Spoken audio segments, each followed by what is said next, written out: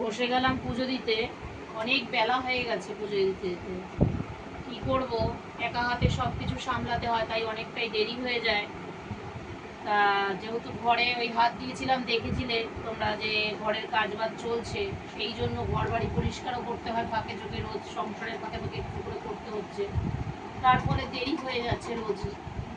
তা এখন বসলাম পুজো দেবো, ঠাকুরের বিছানাটা একটু পরিষ্কার করে নিয়ে আগে, তারপরে পুজো দেবো। নিজেদের বিছানা যদি আমাদের নোংরা থাকে কিরকম লাগে বলো? সেই কারণে আমাদের মাঝে মাঝে ঠাকুরের বিছানাটাও পরিষ্কার করে দিতে হয়।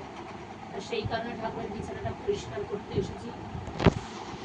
পরিষ্কার করে দিয়ে, আমাদের ঠাকুর তো সবই সাদা, ঠাকুর আমাদের ভীষণ টিপটাপ পরিষ্কার থাকতে ভালোবাসেন ঠাকুর, তাই ঠাকুরের কাজগুলো আমাদেরকে এভাবেই করতে হয়। সকালে আমাদের ঘুম থেকে শুরু হয় ইষ্টবিধি থেকে।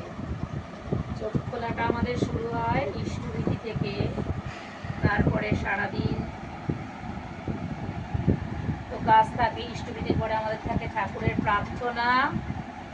প্রার্থনার পরে এইবারে সারাটা দিন আমরা নিজেকে নিয়ে ব্যস্ত থাকি কাজে, নিজেদের সংসারের কাজ নিয়ে আমরা ব্যস্ত থাকি। তারপরে তো ফাঁকে ঝোঁকে আমাদের নাম চলতেই থাকে, হাঁটা চলায় নাম, নাম ছাড়া গতি নেই। ঠাকুরের কাজে আমাদের নাম করতেই হবে, ঠাকুরের কে নিয়ে চলতে গেলে আমাদের নাম করতেই হবে। আমার ঠাকুরের বডিটা দেখেছো? কত সুন্দর আমার ঠাকুরের বডি, দেখতে ছোট কিন্তু ভালোই ধার। এই বটিটা আমি প্রায় আজ থেকে কম করে 11-12 বছর তো হবেই। 11-12 বছর আগে আমি কৃষ্ণনগর, আমার ঠাকুরের উৎসব ছিল, সেখান থেকে আমি 10 টাকা দিয়ে কিনে নিয়ে এসেছিলাম এই বটিটা। এখনো কাজ চালাচ্ছি, ভালো ধার বটিটা। এটাকে এত বড় তরমুজটা এই বটিটায় কাটলাম, ভাবছিলাম কাটার সময় লাল হবে কিনা তরমুজটা, কিন্তু দেখলাম না, লালই হয়েছে। ঠাকুরকে দেবো ভাবলাম, লাল না হলে কিরকম লাগে, দেখছি না, লালই হয়েছে তরমুজটা। এই তরমুজটা আমি কোথা থেকে নিয়েছি বলো তো? দিলশার থেকে নিয়েছি তরমুজটা। ভাবছিলাম যে ভালো হবে কিনা, লাল হবে কিনা, একটা দোনো করছিলাম, দেখলাম না, লালই হয়েছে, ভালোই তরমুজটা, খারাপ না।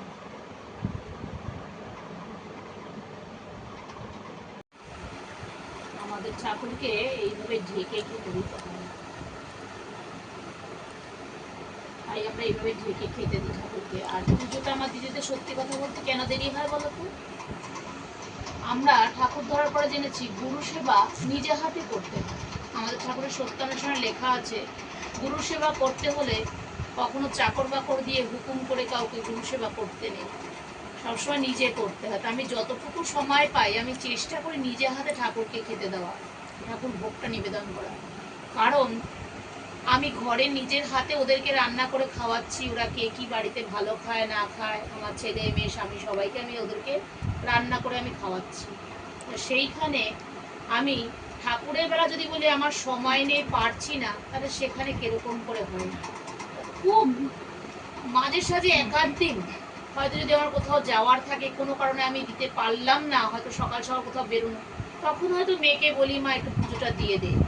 ও দেয় ঠিকই, ও তো বাচ্চা, দিতে অত পারে না ভালোভাবে, কিন্তু আমার ঠিক পোষায় না, নিজে হাতে পুজোটা না দিলে আমার পোষায় না। তাই দেরি হয়ে গেলে, আমার দেরি হলেও আমি নিজে হাতে দেওয়ার চেষ্টা করি ঠাকুরকে। যাই হোক, ঠাকুর পুজোটা দেওয়া আমার এখন সম্পূর্ণ হলো।